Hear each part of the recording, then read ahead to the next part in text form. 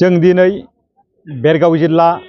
कमिटिनि दैदेनगिरि आरो बेरगाव जिल्ला कमिटिनि सिङाव थानाय ब्लक कमिटिनि दैदेनगिरिफोरजों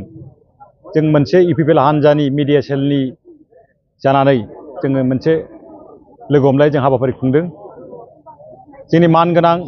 चिफ सार आरो मानगोनां इउपिपिएलनि आफादगिरि प्रमद बर' बिथांनि दैदेननाय इउपिपिएल हान्जाया दिनैनि समाव रायजो राजाफोरनि गोबां अननाय मोनदों। रायजो राजाफोरनि मोजां मोजां खामानि मावनायनि उनावहाय जों दिनै रायजो राजाफोरनो जोंनि इउपिपिएल हान्जा आरो बिटिआर सरकारा मा मावदों जों बिनि सायाव मोनसे जों चर्चा खालामदों। जों दिनैनि समाव बुंनो हायो इउपिपिएल हान्जाया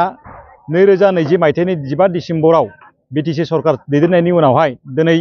रायजो राजाफोरनि मोजां जौगानाय, रायजो राजाफोरनि गेजेराव मोजां सोमोन्दो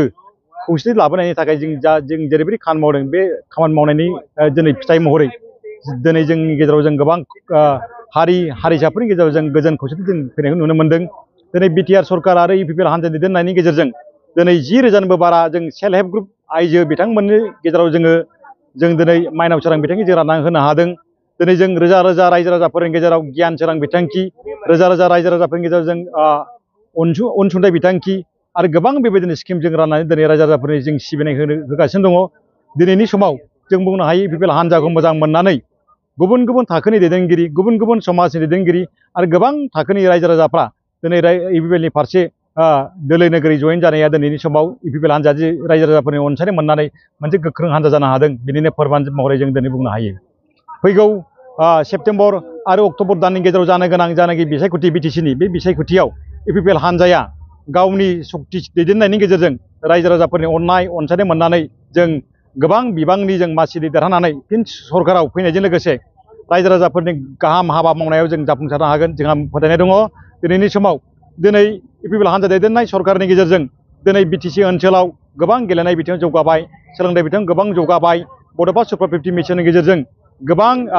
जोंनि बे बड'लेण्ड हालामनि सेंग्रा सिख्लाफ्रा एपिएससि इउपिएससियाव मोजां मोजां फिथाइ लानानै गोबां जाफुंसारनाय हाबाफारि जों नुनो मोन्दों। दिनैनि समाव गेलेनाय बिथिङाव इन्टारनेशनेल एशियान ख'ख'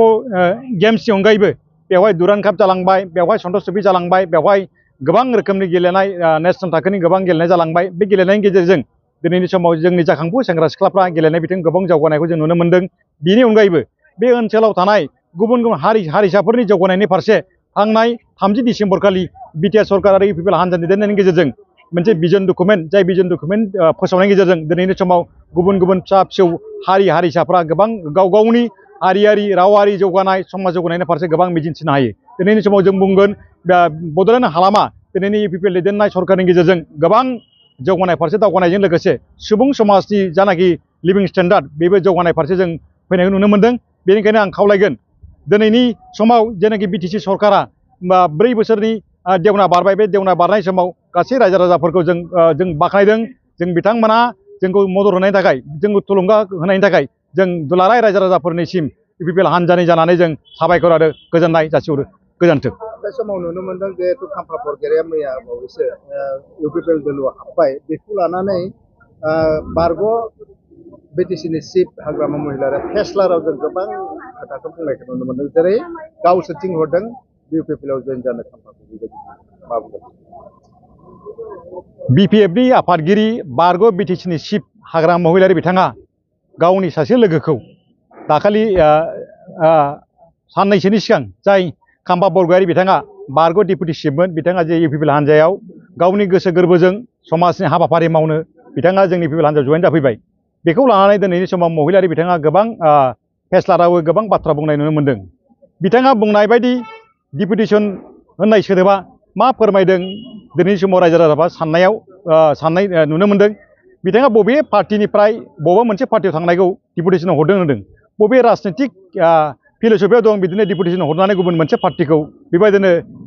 खेंसालियै ओंथि गैयै बाथ्रा बुंनाय। दिनैनि समाव हाग्रामा महिलारिया गावनि बुंनाय फेस्ला रावनि गेजेरजों गावखौ आकर्षण खालामनायनि अनगायै बिथाङा दिनैनि समाव नहुवा फैसार दरे होननाय सोदोबजोंमोन, नङा होमबा? सोलियै फैसा बायदि बिथाङा दिनै जों स्टेटमेन्ट होदों। बियो बेसेबां गनायथाव जों मिथिया। दिनैनि समाव खिन्थु खाम्फा महिलारिया हाग्रामा महिलारिया जानाखि गावनि दिनैनि समाव जानाखि बुंनायनि बाथ्रानि सिगाङै गावखौदि सासे राफोद राजखान्थि महरै गाव दिन्थिनांगौ, दिनैनि समाव बिथाङा खिन्थु गावनिनो आगोलनि बारग' गावनि दैदेनगिरि लोगोखौ बेबायदि डिपुटेसन हरनाय सोरखौबा डिपुटेसन लाबोनाय बेबायदि बाथ्रा बुंनायनि अनगायै दिनै जे बिथाङा गावनो गोसोआव दुखु मोननांदों बा गावनो दुखु सहायनांदों दिनैनि समाव मानोना बिपिएफ हान्जाया दिनैनि समाव लोरबां जाबोबाय आरो फैगौ समाव सानफा एफा जिहेतु गावनि दैदेनगिरिफ्रा गुबुन फारसे पार्टियाव जे जयेन जागासिनो दङ दिनैबो सालबारियाव मथनगुरियाव गावनिनो आगोलनि लोगो माखन सरकारि इउपिपिएल हान्जायाव फैबाय आरो बेबायदिनो बिपिएफ हान्जानि गोबां गुबुन गुबुन दैदेनगिरिफ्रा इउपिपिएल हान्जा फारसे फैनो थाखाय जगाजग खालामदों बे दिनैनि समाव रोखा जाबाय मोनसे समाव बिपिएफ हान्जाया थाहैगोन ना थाहैया रायजो राजाफोरनि गेजेराव दिनैनि समाव मोनसे गेदेर सोंलु मानोना जानो हागौ मालाबा समाव हाग्रामा महिलारियाबो इउपिपिएल हान्जायाव डिपुटेसन महरै गावबो जयेन जालांनो हागौ दिनैनि बे सर्सा जानायखौ जों नुनो मोनदों रायजो राजाफोरनि गेजेराव जों बेखौनो बुंगोन दिनैनि समाव इउपिपिएल हान्जाया रायजो राजाफोरजों मदद होजानाय मोनसे गोख्रों हान्जा आरो बे हान्जानि फारसे दुलाराय बे बड'लेण्ड ओनसोलनि रायजो राजाफ्रा इउपिपिएल हान्जा फारसे दोलै नोगोरै जे जोंखौ मदद होदों बेनिनो दिनैनि सिम्बल আমি মিডিয়া সেলে বিটিসি অঞ্চলৰ 40টা সমষ্টিতে আমি পৰিভ্ৰমণ কৰিছোঁ আৰু সমষ্টিবোৰৰ বুজ লৈছোঁ লগতে আমাৰ দলপতি মাননীয় প্ৰমোদ বড়ো মহোদয়ৰ যি লক্ষ্য আৰু উদ্দেশ্য ৰাজনীতিৰ জৰিয়তে যে তেওঁ সমাজখনক পৰিৱৰ্তন কৰিব বিচাৰিছে উন্নয়ন কৰিব বিচাৰিছে বিভিন্ন জাতি জনগোষ্ঠীৰ উন্নয়ন কৰিব বিচাৰিছে সেই লক্ষ্য উদ্দেশ্যবিলাক আমি ডিষ্ট্ৰিক্ট কমিটিবিলাকৰ লগত আমি আলোচনা কৰিছোঁ আৰু আজি ঠিক সেই বেৰগাঁৱত আহিও আমি সেই বেৰগাঁও ডিষ্ট্ৰিক্ট কমিটিৰ লগতে বিভিন্ন ব্লক কমিটিসমূহৰ লগতে এই বিষয়খিনিহে আলোচনা কৰিছোঁ আমি ক'ব বিচাৰিছোঁ যে প্ৰমোদ বড়ো চৰকাৰে কিছুমান বিশেষ কাম কৰিছে যে যেনেকৈ মানৱ সম্পদ উন্নয়নৰ কথা তেওঁ কৈছে আপোনালোকে জানেই যে তেওঁলোকে আমাৰ চৰকাৰে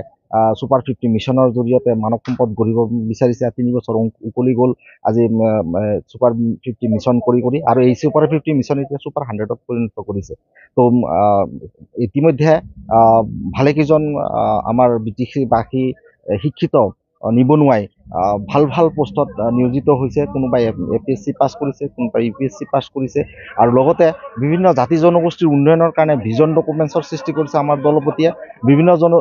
ভিজন ডকুমেণ্টছৰ জৰিয়তে বিভিন্ন জাতি জনগোষ্ঠীৰ যিবোৰ লেবছ আছিল সেই লেবছবোৰ কালেক্ট কৰি এটা ডকুমেণ্টছ বনাইছে আৰু সেই ডকুমেণ্টছবোৰ বিভিন্ন জাতি জনগোষ্ঠীক নেতৃত্ব দিয়া ছাত্ৰ সংগঠন হওক সন্মিলনী হওক তেওঁলোকক অৰ্পণ কৰিছে আৰু তেওঁলোকক ডিছকাশ্যন কৰি সেই সমস্যাসমূহ সমাধান কৰিবৰ কাৰণে চৰকাৰীভাৱে ব্যৱস্থা কৰিছে গতিকে এই বিষয়খিনি আমি সমূহ ৰাইজৰ লগত আলোচনা কৰিছোঁ আমাৰ ডিষ্ট্ৰিক্ট সমিতিবিলাকৰ লগত আলোচনা কৰি আমি আমাৰ যি দলৰ প্ৰতি লক্ষ্য উদ্দেশ্যত উপনীত হ'বৰ কাৰণে আমি যিখিনি পাৰোঁ সহায় কৰিবৰ কাৰণে আমি আগবাঢ়ি আহিছোঁ আৰু ৰাইজকো অনুৰোধ জনাইছোঁ আমাৰ দলে যিখিনি ভাল কাম কৰিছে সেই ভাল কামৰ প্ৰতি লক্ষ্য ৰাখি আমাৰ দলক সমৰ্থন প্ৰদান কৰিব লাগে আৰু আগন্তুক ইলেকশ্যনত আমাৰ দলক মানে বহুমূলীয়া ভোট প্ৰদান কৰি জয়যুক্ত কৰাৰ কাৰণে প্ৰস্তুত হ'ব লাগে যেহেতু 2025 চনৰ ছেপ্টেম্বৰ মাহতে অনুষ্ঠিত হ'ব এই ক্ষেত্ৰত আইটিচেলৰ কৰণীয় কেনেকৈ কৰিব লাগিব আপোনালোকৰ বৃহৎ প্ৰতিটোৰ ওপৰত কি আছে আইটিচেলৰ মূল কাম হ'ল জনসংযোগত থাকিব লাগিব আৰু টেকনিকেলি যিখিনি মানুহ সামাজিক মানুহ সেই সামাজিক মানুহখিনি ৰাষ্ট্ৰত আহি যিবিলাক ভাল কাম সেই ভাল কামবিলাক ক'ব লাগে আমি যিবিলাক আমাৰ দলপতিয়ে লক্ষ্য আৰু উদ্দেশ্য লৈ দলত নামিছে আৰু যিবিলাক ভাল কাম কৰিছে এটা যেনেকৈ আমাৰ ডাঙৰ এচিভমেণ্ট আমি শান্তিৰ স্থাপক দল গতিকে এই শান্তি স্থাপনৰ লগতে উন্নয়নো যে সম পৰ্যায়ৰ হৈছে শিক্ষাও যে হৈছে সম পৰ্যায়ৰ সেই কথাখিনি আমি ৰাইজক জনাম আৰু আমাৰ যি গুড এচিভমেণ্ট সেই এচিভমেণ্টৰ জৰিয়তে ৰাইজৰ পৰা আমি সঁহাৰি বিচাৰিম দেখিছোঁ বহুখিনি ছ'চিয়েল মিডিয়াত বহুখিনি ৰাজনৈতিক দলৰ যি আইটিচেল আছে তেওঁলোকৰ আইটিচেলৰ যি প্ৰচাৰ কাৰ্যসূচী মাথো সমালোচনামূলকহে দেখা গৈছে কি ক'ব আমি বোকাচতীয়া ৰাজনীতি আমি কৰিব বিচৰা নাই আমি বিচাৰিছিলোঁ আমাৰ যিবিলাক ভাল কাম আমাৰ যি দলৰ নীতি আদৰ্শ আমাৰ দলপতিৰ যি এটা লক্ষ্য সেই লক্ষ্যত উপনীত হ'বৰ কাৰণে যিবিলাক তেওঁ ভাল কামবিলাক কৰিছে সেই ভাল কামবিলাক আমি প্ৰচাৰ কৰিব বিচাৰিছোঁ আৰু সেই ভাল কামৰ জৰিয়তে আমি সমাজৰ মাজত সোমাই যাব বিচাৰিছোঁ আৰু আমি সেনেকৈ মানে জিকি যাবৰ কাৰণে আমি চেষ্টা কৰিছোঁ কাৰণ ভাল সদায় ভালে টেঙা আম বেছিদিন বজাৰত বিক্ৰী নহয় গতিকে বোকাচতীয়া ৰাজনীতি আমি নকৰোঁ আমি ভাল কামৰ জৰিয়তে আমি ৰাইজৰ সঁহাৰি পাম ৰাইজৰ মাজত আদৰ পাম বুলি আশা ৰাখিছোঁ